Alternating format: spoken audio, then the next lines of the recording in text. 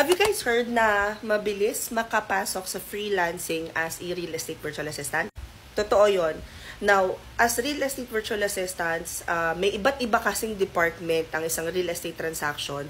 And dito sa mga departments na to, nangangailangan talaga sila ng administrative support. Sa real estate kasi, merong voice, non-voice at hybrid na tinatawag. Tanggalin ko mo yung power bank. Ang bigat ng phone pag may power bank. So anyway, sa non-voice kasi, simulan natin sa voice account.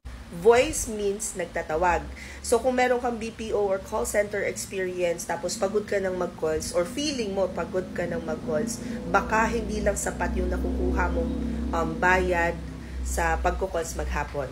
So, you might wanna consider doing appointment setting kasi ang bilis makapasok, lalo na kung may experience ka nga sa BPO. Ngayon, kung sure ka na ayaw mo ng mag-calls, ganyan. Pwede ka mag-offer ng administrative assistance. Ito yung tinatawag natin na general virtual assistant.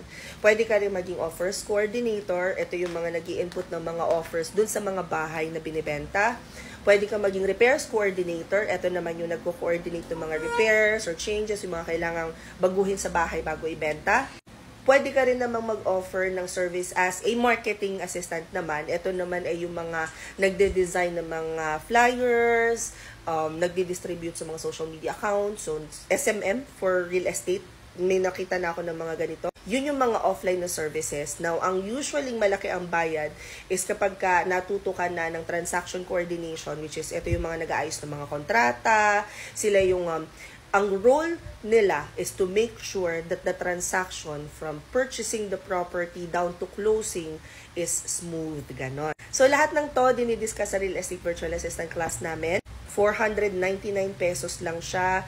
And I think January na yung next class nito. I-check nyo na lang sa form. But if you guys wanna join, punta kayo sa profile ko, i-click nyo lang tong link sa bio ko. Or kung pag hindi gumana yan, copy and paste lang sa browser. Ganon din sa Instagram, pwede nyo i-click to. Kung hindi naman gumana yung TikTok at saka yung Instagram, punta na lang kayo sa Facebook, hanapin nyo tong video na to. At pagkatapos, makikita nyo sa mismong caption yung link. Ganon din naman sa YouTube, nasa description box lang. So as I said earlier, pag-click nyo itong link sa bio ko, bubuksan niya yung pinakang yung lagayan ko ng mga kung anik-anik about freelancing. So, nandiyan lahat ng free resources, including yung open classes namin. Tapos, makikita nyo dito sa baba, 499, 0 to rev. So, pagkakalik nyo nun, makikita nyo na yung mismong form, saan ipapadaling bayad, kailan yung next schedule, and everything that you need to know about the class. I used to teach this class, pero ngayon, ipinasa ko na ang corona because hindi na ako kinakaya ng schedule ko at ng katawang lupa ko.